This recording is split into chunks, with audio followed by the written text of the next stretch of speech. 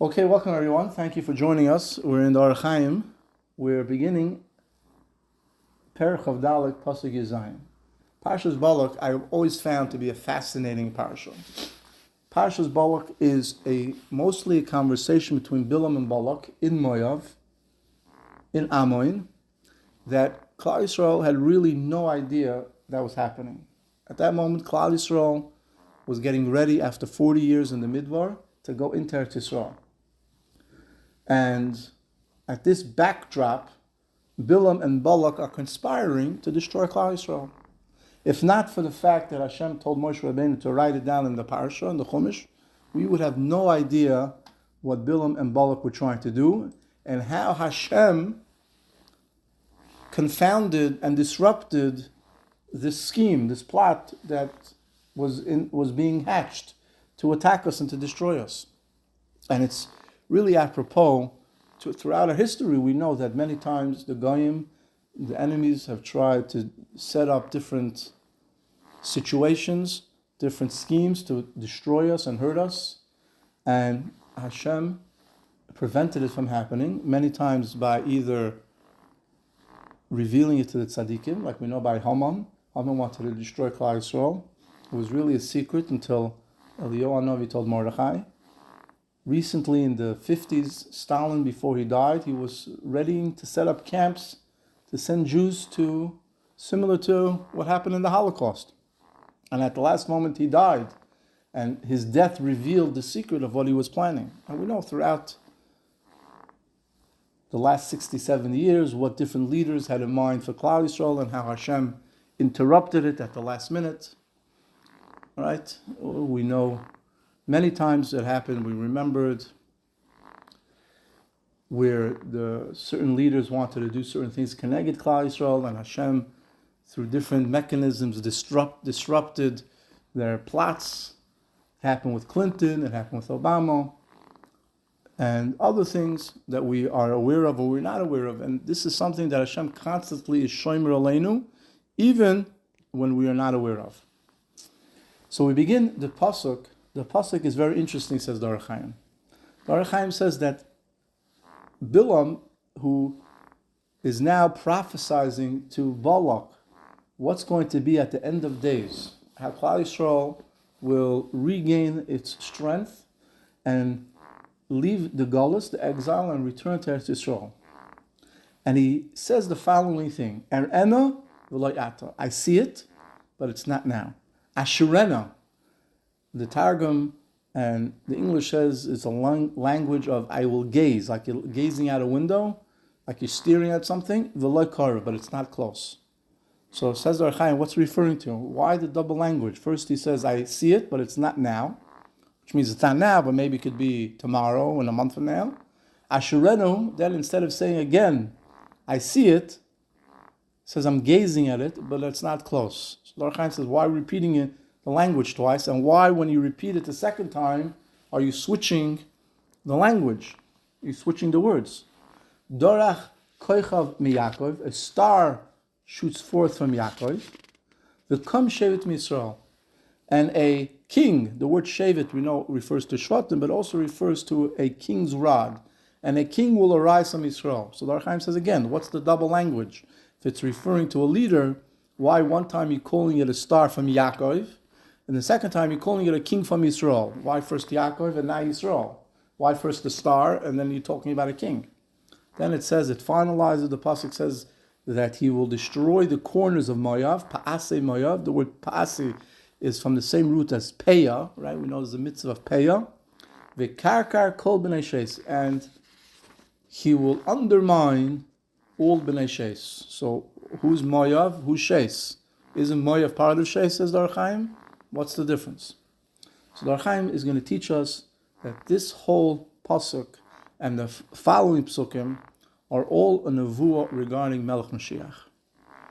As a way of introduction, we know that there are two times Mashiach could come. There's something called Be'itoi, in the time that Hashem determined when He created the world, Mashiach will come, the last date. Al pi most cheshbonos, it should be within the next 25 years.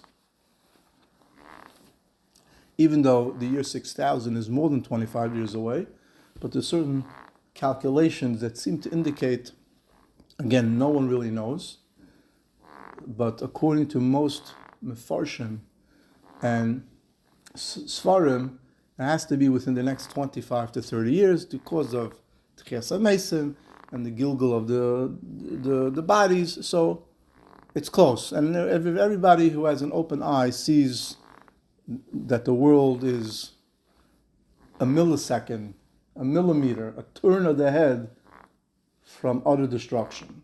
So it's pretty clear that we are in the footsteps of Mashiach.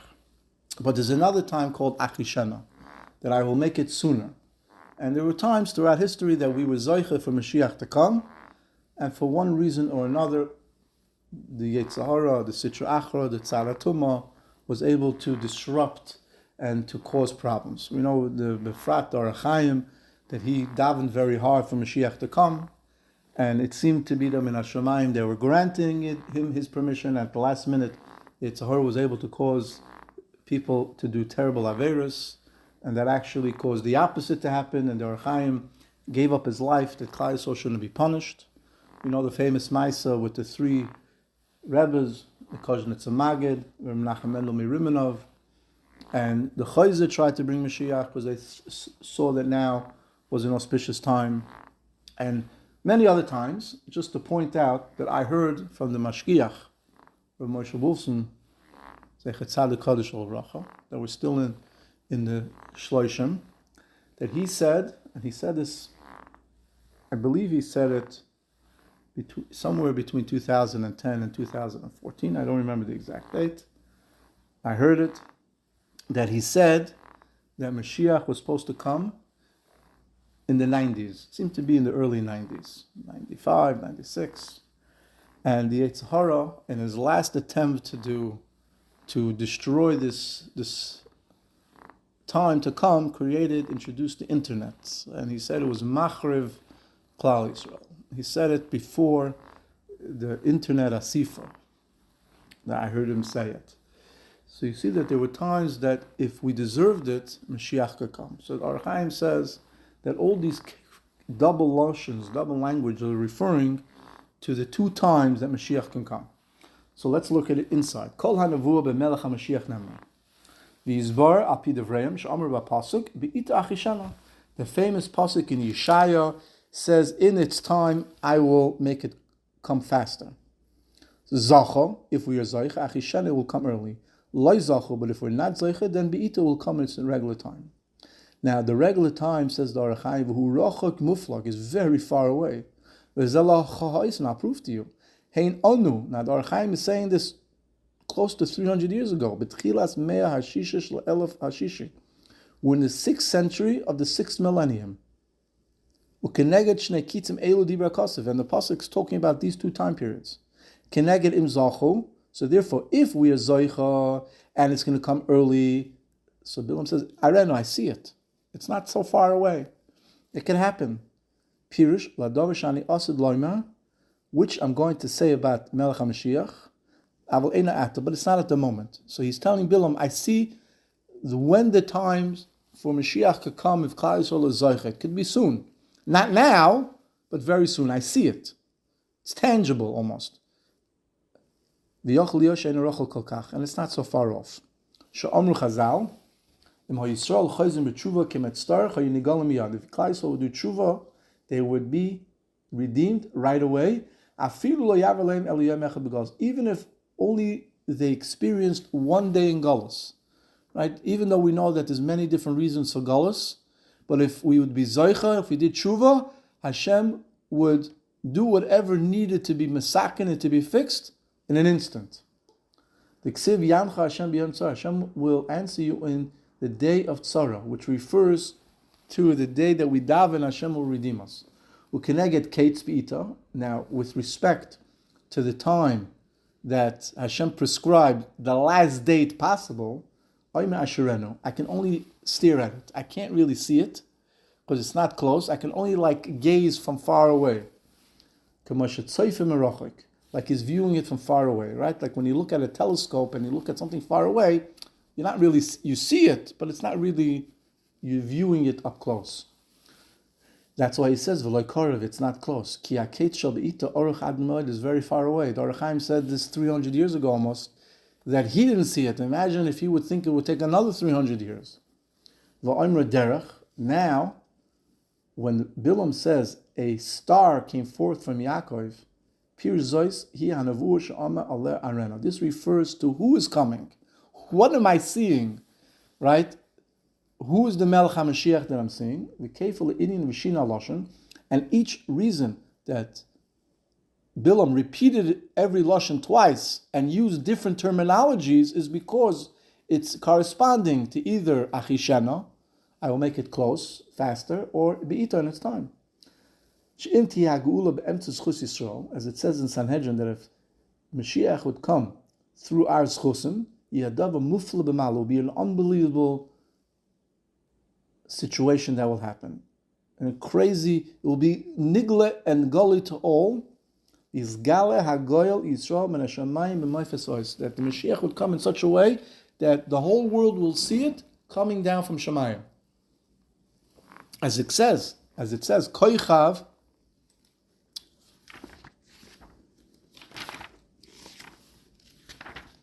miyakov. A star comes from Yaakov. Where does the star come from? Shemayim. Masha'en kain kishati agula mitzaraket, when it comes in its regular time, ve'en Yisrael ruim law, and Klal Yisrael is not fit for it. Shenemar tia be'oifen acher, and that's why it says shagoyel yovay oni v'roichel hakamar.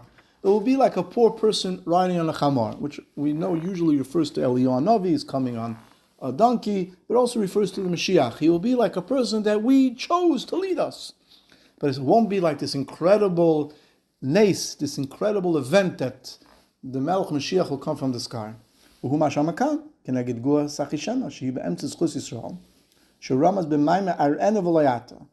So Bilam is telling Balak, I see the possibility that a great event, a great sign will happen. That Melech Mashiach will come from Shemayim to lead Klal Yisrael back to Eretz Yisrael. It's not today, but it could be soon. That's why it says Darach Koichav Miyakov.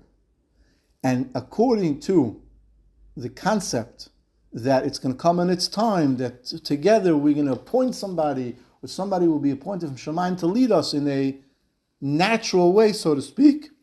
That's why it says, Oni v'roichav achakamar. V'tam sheyid gulas achishena, shehi koichav li'Yaakov. The reason that Bilam says that the terminology of achishena is like a star to Yaakov, u'gu'ulas bi'ita shi'anu li'Yisrael, shem kitas tzadikim. The word Yaakov and Yisrael refers to tzadikim and to the average individual. If the average individual does tshuva and rises up to the level of tzadikim, so we're going to have this wondrous nace, because then everyone is on a high level. And that's why it says, Koichav mi Yaakov.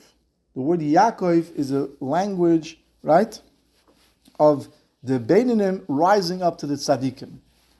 But if Klal Yisrael does not do tshuva, and it only becomes because of the tzaddikim, right, which is a lesser, right, level, even though the tzaddikim on the higher level, but a much greater thing is when the whole nation rises up, then it will be only a king that will be in a natural way. Another remez, it refers to the two different Mashiachs. Not only is there two different times, we know that we have a Kabbalah, there will be two Mashiachs, Mashiach ben Yosef, or Mashiach ben Ephraim, and Mashiach ben David. Now, Mashiach ben Ephraim, if we're not Zoicha, will die in the war of Gog and Magog by someone called Romulus. Romulus is the leader of Gog and Magog. Who Romulus is unclear. Most want to attribute it to Rome. Romulus is very similar. And if we are Zoicha, then Mashiach ben Yosef will not be killed.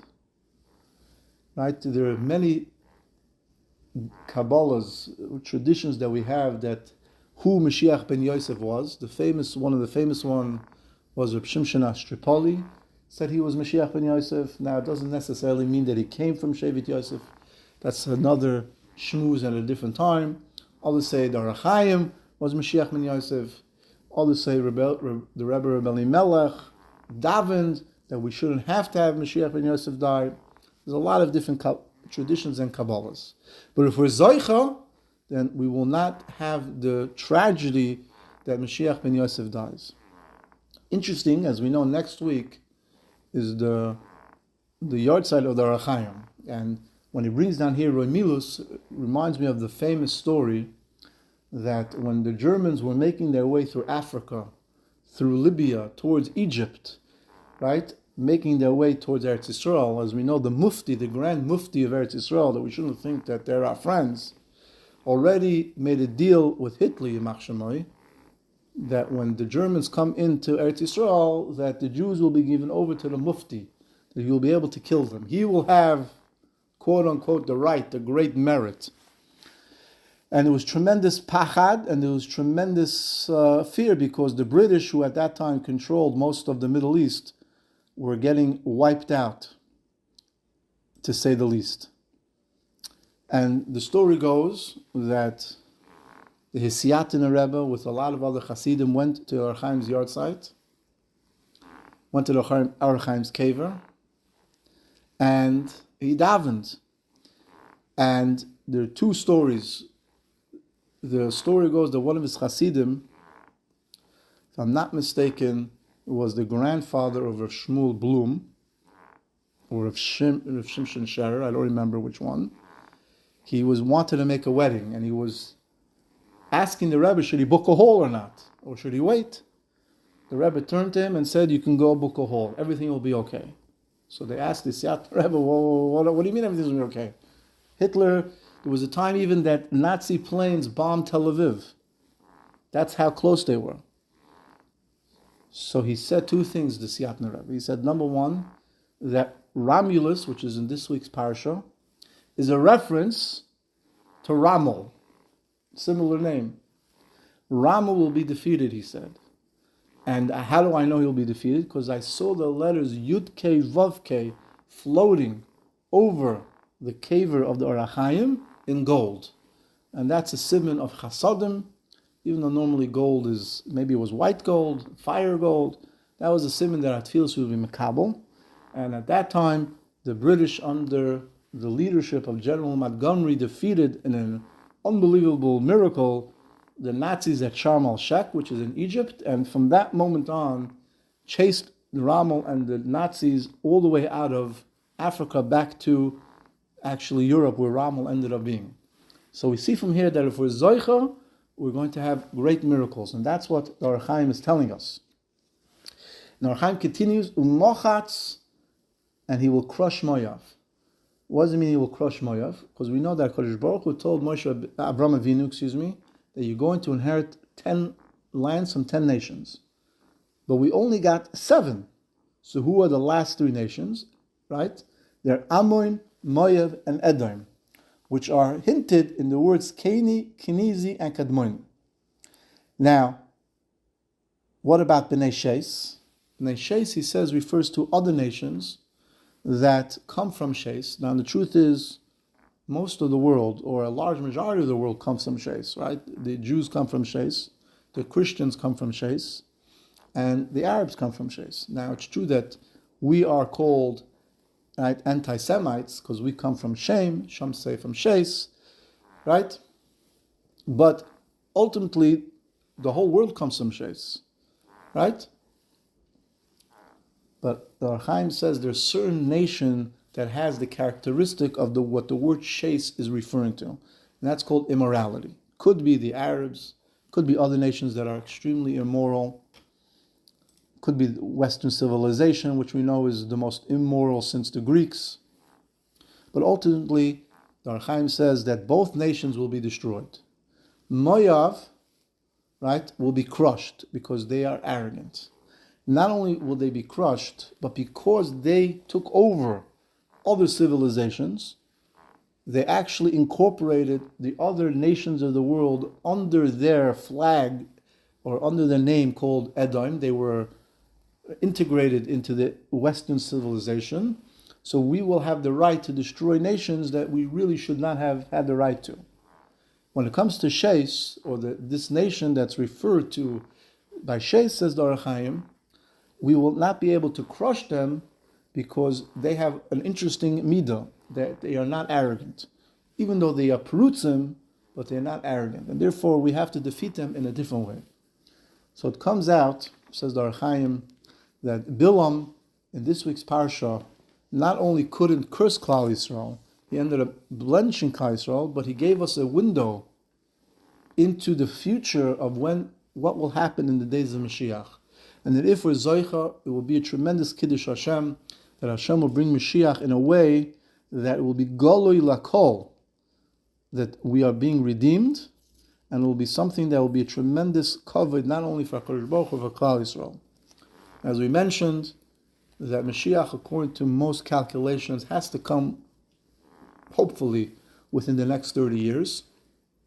As we said, due to the fact that Chiyas HaMesim, the rolling of the bones, different things that have to occur before the end of time, and there's not enough time for that. So hopefully we should be zoicha that it should be in a wondrous way, in a way that we are not under tremendous sakana, as we see clearly that today what's going on in the streets, that one wrong move the wrong way, right, the world can change overnight.